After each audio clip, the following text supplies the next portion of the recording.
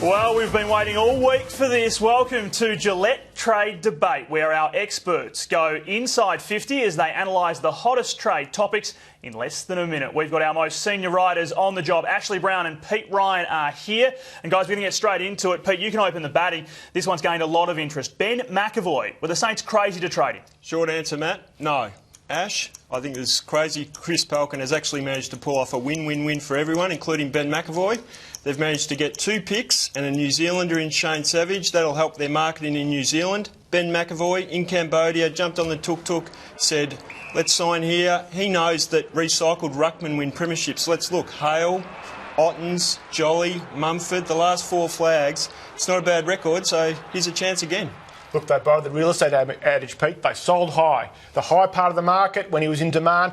Get him off to Hawthorn where he'll be appreciated. Savage comes in, walk-up start to their starting midfield, particularly if Del Santo and Montagna go.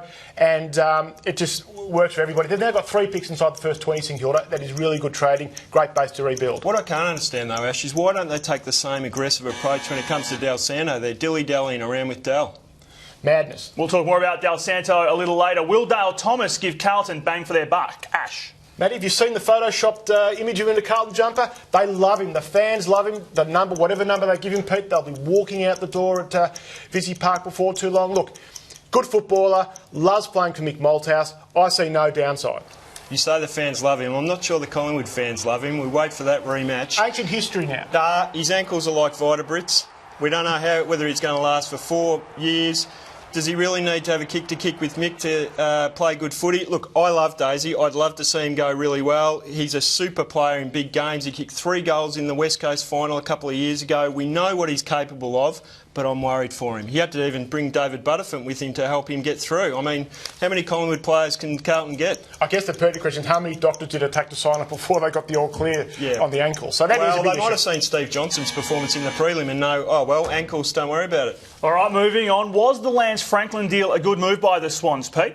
Best $10 million they'll ever spend. They've got the Buddy brand for 9 years. I mean, will he, won't he? Who's he going out with? Is he on Bondi Beach? It's all fantastic fodder for Sydney for the next 9 years. 2022. If you break it down strictly on football terms, well, it's a struggle. He's kicked, I think, 580 goals in 9 years. So if he repeats that at Sydney, I think I've broken it down to $3,000 a goal. That's fairly expensive, but some of Buddy's goals are probably priceless, really. My worry with Buddy, and I love the guy, people who know me know that, is that... You love him too much. Well, my worry is that he's not going to last tonight. He's going to be compared to Alistair... You heard him. Well, he's going to be compared to Alistair Lynch, who the 10-year contract. What Lynch could do at the end, apart from throwing haymakers, was take a good overhead mark. Yep. My worry with Buddy, he doesn't take an overhead mark. Yep. So when his athleticism goes in 6-7 years, I don't know how good he's going to be playing over the goal square. You make a good point, but it doesn't matter what he does on the field anymore. He's $10 million and we're already looking at Sydney. All right, speaking of big paydays, Eddie Betts, did the Crows pay too much, do you think, Ash? Well, if it's $500,000 a year for 4 years, and absolutely they overpaid. This is a guy who's averaged 1.58 goals in his career. 1.58 per game. I mean, look, he's a showman, he's an entertainer, but that's the sort of money you pay, Pete, for a key position player or a gun midfielder, surely. You're half right, I think, but you have to pay overs to get free agents. They went through best bets and they thought we can get the best of Eddie Betts. I mean, why wouldn't you make the deal? This Adelaide needs a bit of spark. They've got Taylor Walker and now they've got Eddie Betts at his feet. If Taylor Walker starts dropping a few marks, then he's got someone to crumb. Porplesia, the porpoise. Looks pretty good to me. Maybe the extra $100,000 is to pay for extra material for his shorts, Pete. So that might be where it goes. That's true. Well, he might be wearing tracksuits the way he's going at the moment. Look, Adelaide's got a great midfield. All they need is forward firepower, and they're going to offload a couple of midfielders, potentially Ricky Henderson coming down. I think Betts he didn't go well this year. He's averaged 38 goals a season before Mick arrived, so he's a class player. Pete, changing topic, should clubs be chasing Paul Chapman? Oh, there's no doubt. Even if they only get 6 games at him, he probably played 4 games at the end of this season. One against Sydney, he was the spark that ignited Geelong. Port Adelaide, he won them a final. If he'd been playing in the prelim final, imagine whether Hawthorn would have got to that grand final, Ash. I know you know that Chappie would have been the difference, and we all know that.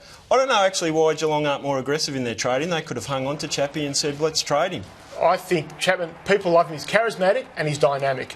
And I think he's going to go to Western, and I think Mark Thompson's comments yesterday suggest they're going to go really hard at him. Yep. But imagine if he went to Hawthorn. You play him at Box Hill for most of the year. You bring him back for the games against Geelong and in the finals. You are a cruel man. You've never forgiven Chappie, have you? He said that he never leaves. He still hasn't played in the losing team against Hawthorn. No, and he'll take that to his grave, Chappie. He's probably now arrive at Essendon. You'll probably play them in the grand final, and you'll face Chappie kicking the winning goal. Bad luck, Hawks.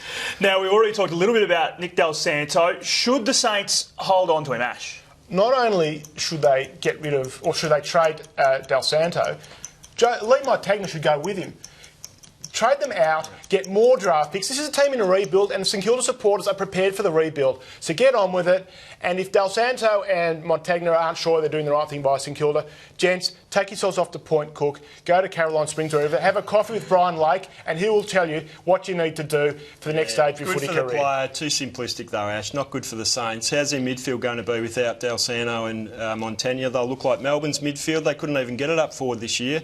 They have Jack Stevens as their premier midfielder. They'll have someone sitting on him. They'll have Shane Savage. They'll have Armitage. It's not exactly an inside 50 machine there. I don't know. I think St Kilda have to be very careful getting rid of both Montagna and Del Santo.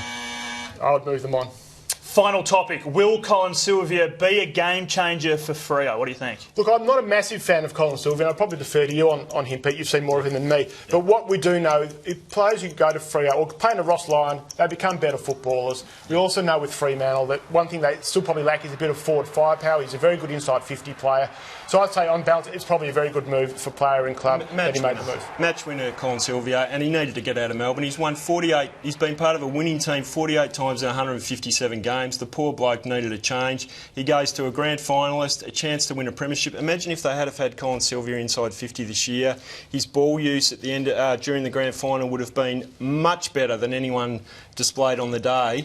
He's classy and his best tips them over the line. I reckon they're a real premiership threat, and Colin Sylvia could be just that 1, 2, 3% difference. It could make all the difference. They'll average 9, 10 goals in grand finals, Ross Lyon team, so the more scoring power they've got, the better. Melbourne supporters watching Colin Sylvia win a premiership, that would be hard to take. That went fast, boys. Did you have fun?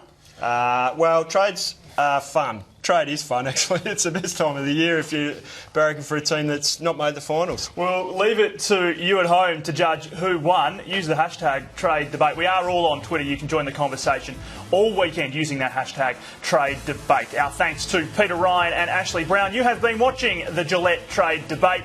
Back for another one next Friday. See ya.